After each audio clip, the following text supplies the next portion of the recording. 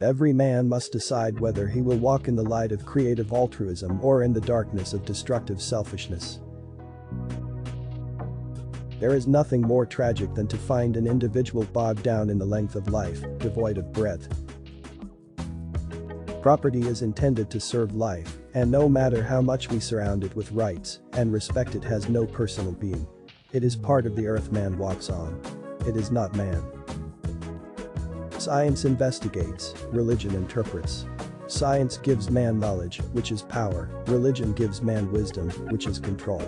Science deals mainly with facts, religion deals mainly with values. The two are not rivals. We must use time creatively, in the knowledge that the time is always right to do right.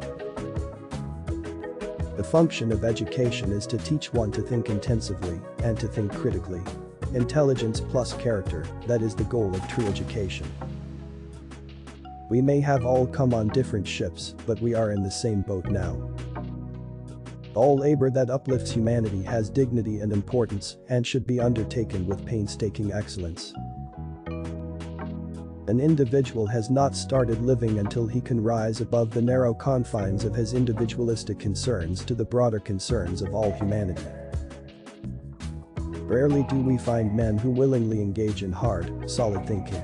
There is an almost universal quest for easy answers and half-baked solutions. Nothing pains some people more than having to think. Every man lives in two realms: the internal and the external. The internal is that realm of spiritual ends expressed in art, literature, morals, and religion. The external is that complex of devices, techniques, mechanisms, and instrumentalities by means of which we live. There comes a time when people get tired of being pushed out of the glittering sunlight of life's July and left standing amid the piercing chill of an alpine November. The quality, not the longevity of one's life, is what is important.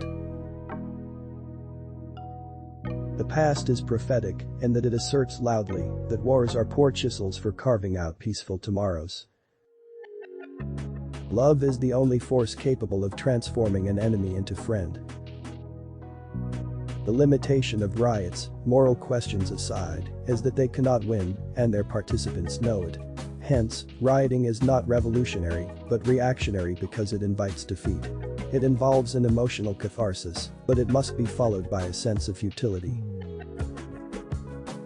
He who is devoid of the power to forgive is devoid of the power to love.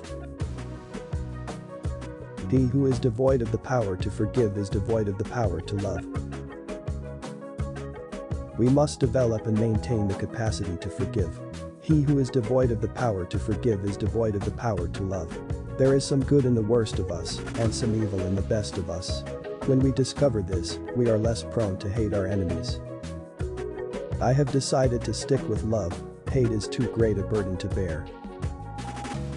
Nonviolence is absolute commitment to the way of love. Love is not emotional bash. It is not empty sentimentalism.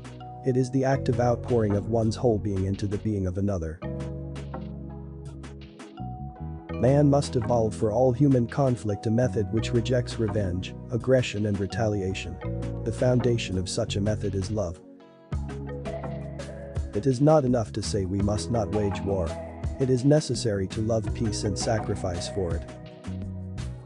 If you can't fly, then run. If you can't run, then walk. If you can't walk, then crawl. But whatever you do, you have to keep moving forward.